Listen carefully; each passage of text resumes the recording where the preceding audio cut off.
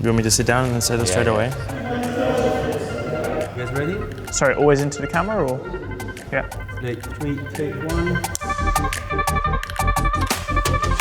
I'm George Russell. I'm Daniel Ricciardo. I'm Lando Norris. My name is Pierre. I'm Esteban Ocon, and I'm going to be talking to you about my experience in Formula 1.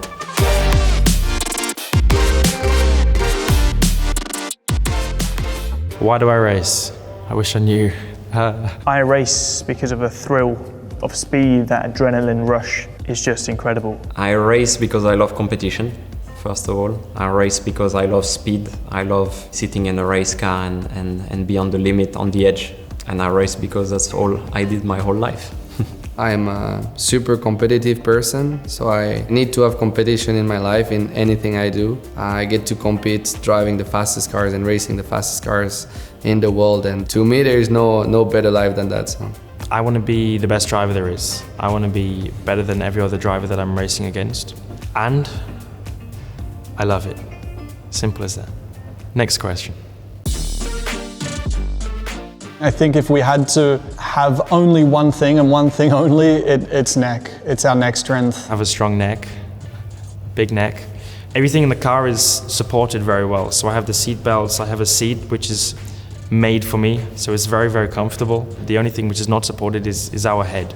It's supported from behind, but it's not supported on the side. So Formula 1 cars are extremely quick in the corners. We pull 5.5, 6 G, which is difficult to describe to a person that's never tried it, but it's like a jet, right? It's like a jet flying in the air. You know, that warm-up is so important because you arrive, you're sat on the grid, those 5 lights are coming on, and it can be split-second decisions that make a huge difference. So a good warm-up, getting the heart rate up, you know, not too close to the race so it has some fatigue, but close enough that you can carry that forward into that race start. You know, one day properly training to get bulked up, and then the other day to do a bit of cardio. It's two things that don't match together, but it's very important to be physically good all around in a Formula 1 car, because you need to be reactive, you need to be strong, but you also need to have the endurance. I would say being an athlete in general require a lot of time,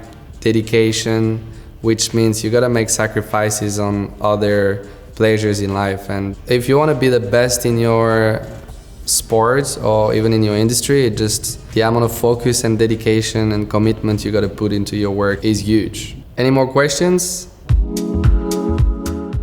You want me to talk about the whole thing? I always call my parents call me. Still, my mum always wants to hear my voice before I go and race, so that's number one.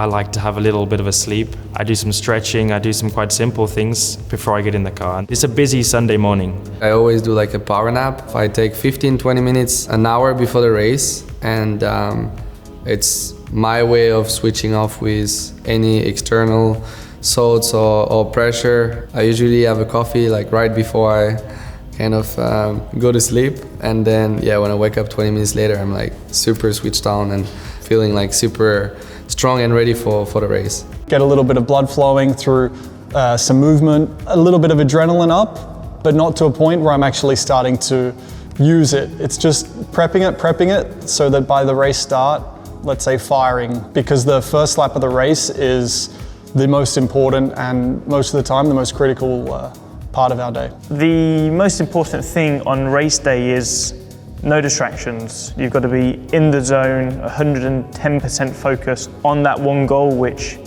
ultimately for all of us is to try and win. So I always jump from the right side into the cockpit. The warm-up tends to be very similar as well. I have a playlist also that I put during my warm-up, so always in the same order.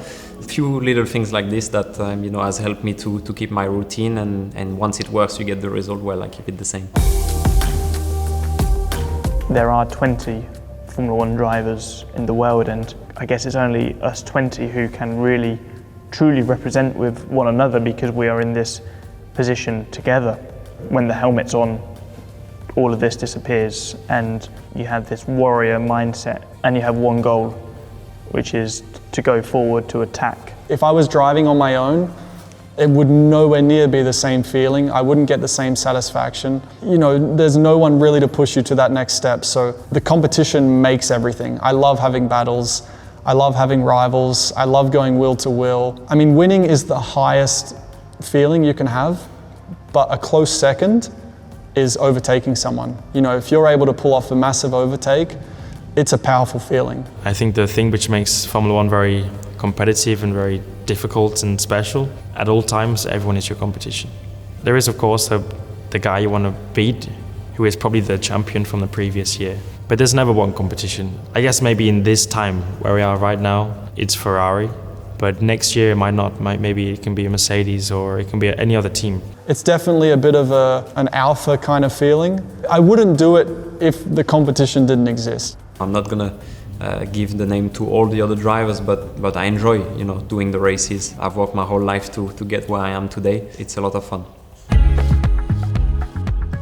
An aspect which I'm always trying to improve, really making a point to be completely switched on, have 100% clarity, and also a little bit of aggression and anger in, you know, the first 30, 60 seconds of the race. That's where I want to be better than everyone. And that's what I'm working on getting better at. To become world champion one day. So it is not one thing to improve, it's a lot of different details that you need to get right to reach that level. But it is my ultimate target and that's what I want to be. I think the biggest thing for me is having mistakes. You know, making these mistakes allow you to learn, allow you to develop. And if you go through your career, especially as a youngster, making them mistakes, you can't learn from that, and mistakes will always happen later down the line. So not being afraid to make mistakes and learning from them, and I believe that is the best way to improve and develop your skills.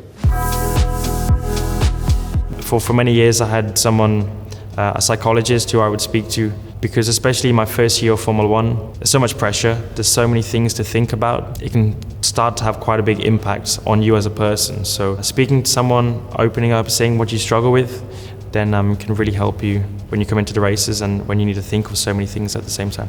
Most teams have, you know, between 500 and 1,000 people. So there's a lot of pressure on us drivers to perform and to deliver, let alone, you know, the world watching in a way. So that's a pressure in itself. We get support from the pits and our team during the race, but ultimately it's us behind the wheel. So you kind of have to break down all the externals and really just focus on the act. And I think use that pressure as a platform to, you know, show off, succeed, be the best.